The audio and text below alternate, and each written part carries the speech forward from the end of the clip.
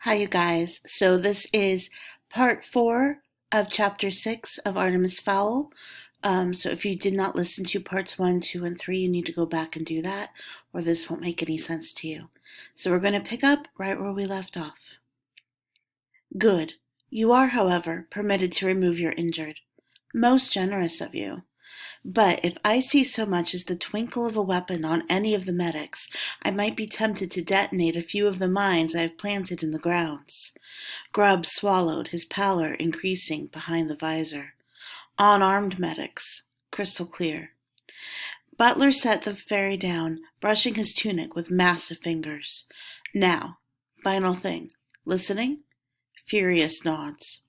I want a negotiator, someone who can make decisions, not some no-ranker who has to run off back to base after every demand. Understood? Fine. That is, I'm sure it will be fine. Unfortunately, I'm one of those no-rankers, so you see, I can't actually guarantee it will be fine. Butler was sorely tempted to drop-kick this little fellow back to his camp. Very well, I understand. Just shut up. Grubb almost agreed, then he clammed his mouth shut and nodded. Good. Now before you go, collect all weapons and helmets and make a little pile right there. Grubb took a deep breath. Oh, well, may as well go out a hero. I can't do that. Oh, really? And why not? Grubb drew himself up to his full height. An LEP officer never relinquishes his weapon. Butler nodded. Fair enough. Thought I'd ask. Off you go, then.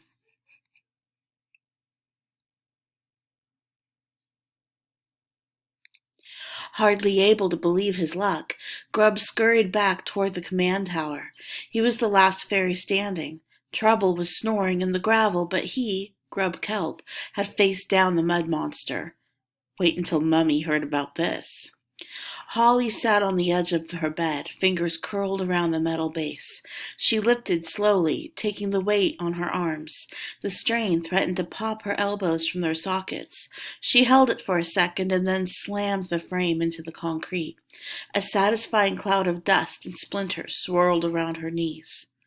Good, she grunted. Holly eyed the camera. Doubtless they were watching her. No time to waste. She flexed her fingers, repeating the remover again and again, until the steel base left deep wells in her finger joints. With each impact, more and more splinters popped from the fresh floor. After several moments, the cell door burst open and Juliet fell into the room. What are you doing? She panted. Trying to knock the house down? I'm hungry, shouted Holly, and I'm fed up waving at that stupid camera. Don't you feed your prisoners around here? I want some food. Juliet's fingers curled into a fist. Artemis had warned her to be civil, but there was a limit. No need to get your neck or whatever in a twist. So what do you fairies eat? Got any dolphin? Holly asked sarcastically. Juliet shuddered. No, I don't, you beast.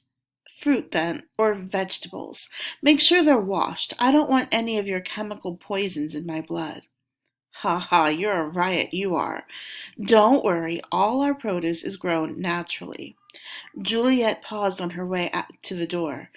And don't you go forgetting the rules. No trying to escape from the house.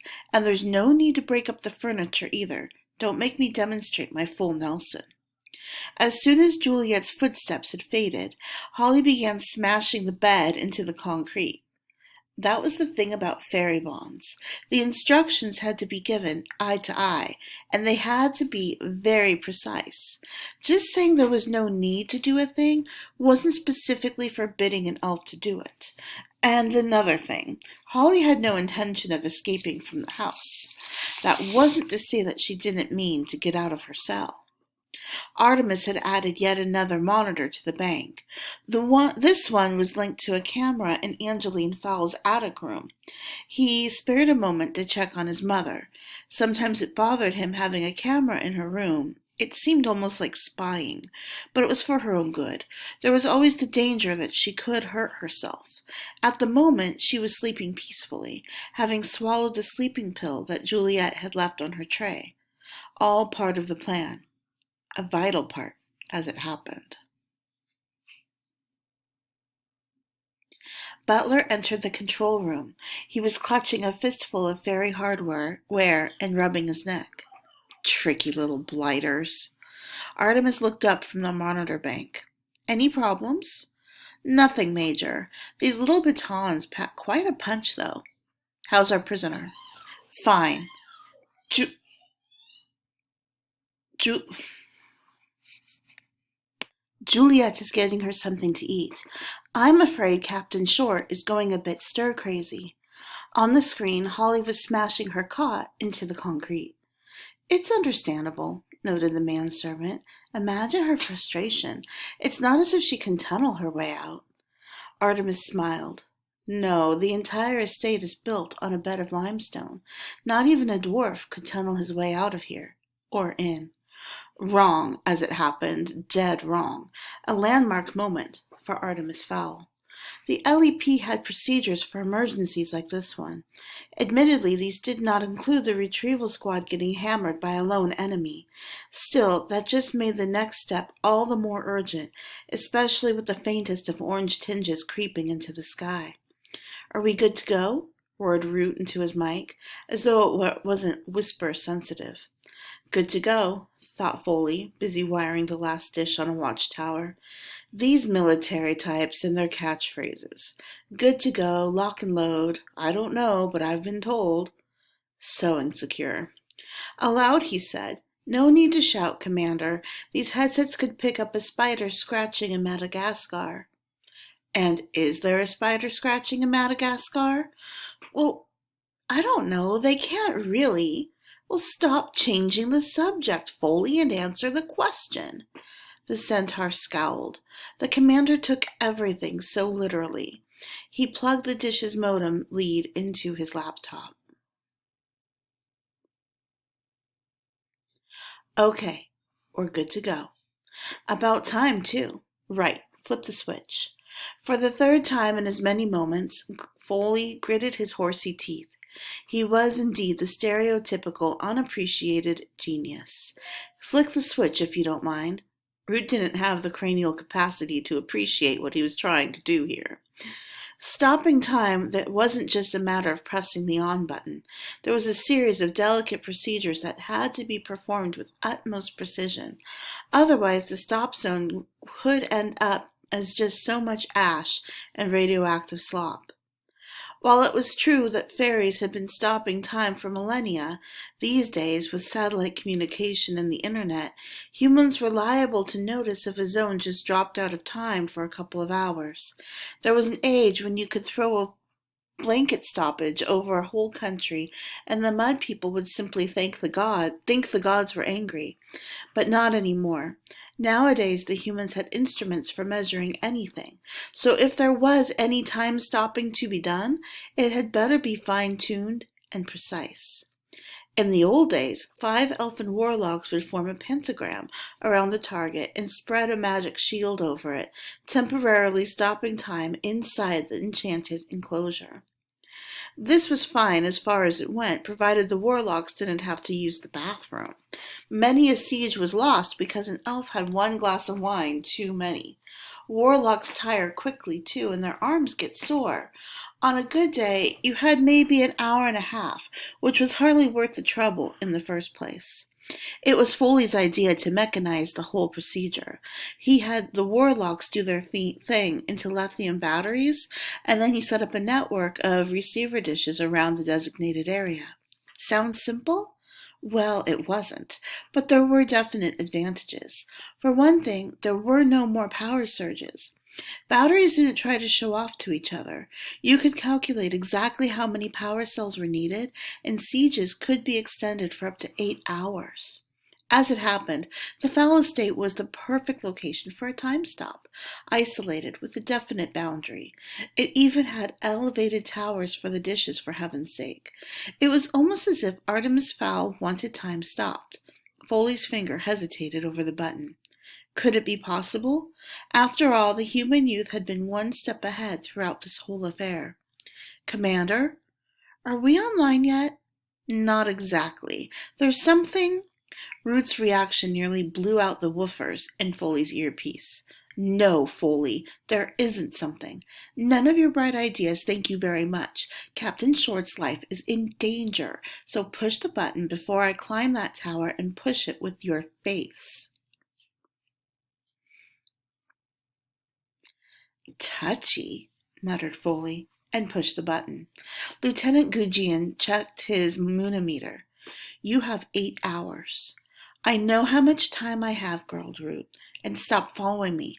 Don't you have work to do? Actually, now that you mention it, I have a biobomb to arm. Root rounded on him. Don't annoy me, Lieutenant. Having you pass comments at every turn is not improving my concentration. Just do whatever it is you feel you have to do, but be prepared to back it up at tribunal. If this one goes wrong, heads are going to roll. Indeed, muttered Gujian under his breath, but mine is not going to be one of them. Root checked the sky.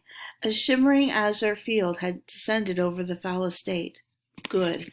They were in limbo. Outside the walls, life continued at an exaggerated pace, but if anyone were to somehow gain access to the manor in spite of the fortified walls and the high gate, they would find it deserted, all occupants trapped in the past. So for the next 8 hours, it would be twilight on the Fowl estate. After that, Root could not guarantee Holly's safety. Given the gravity of the situation, it was more than likely that Gujian would get the go-ahead to biobomb the whole place. Root had seen a blue rinse before. No living thing escaped, not even the rats. Root caught up with Foley at the base of the north tower. The Centaur had parked the shuttle by the meter-thick wall. Already the work area was a mess of tangled wire and pulsating fiber optics. Foley, are you in here?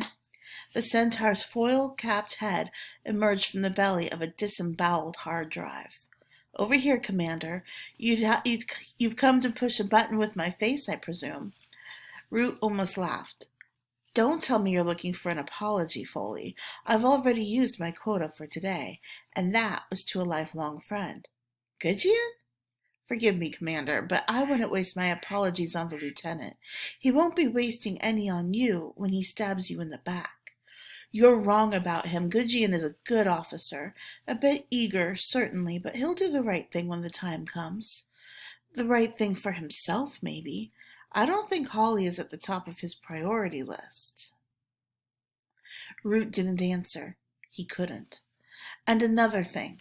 I have a sneaking suspicion that young Artemis Fowl wanted us to stop time. After all, everything else we've tried has played straight into his hands. Root rubbed his temples. That's impossible. How could a human know about time stoppage? Anyway, this is no time for theorizing, Foley. I have less than 8 hours to clean up this mess. So what have you got for me? Foley clopped over to an equipment rack clamped to the wall. No heavy armament, that's for sure. Not after what happened to Retrieval 1. No helmet, either. That beast of a mudman seems to collect them. No, to show good faith, we're going to send you in unarmed and unarmored. Root snorted. What manual did you get this from? It's standard operating procedure. Fostering trust speeds communication. Oh, stop quoting and give me something to shoot. Suit yourself, sighed Foley, selecting what looked like a finger from the rack. What's that? It's a finger. What does it look like? A finger, admitted Root. Yes, but not any ordinary finger. He glanced around to make sure that no one else was watching. The tip contains a pressurized dart. One shot only. You tap the knuckle with your thumb and someone goes sleepy by. Why haven't I seen this before? It's a covert kind of thing. And? Said Root suspiciously. Well, there have been accidents. All right, I'm going to continue with another video in just a minute. See you there.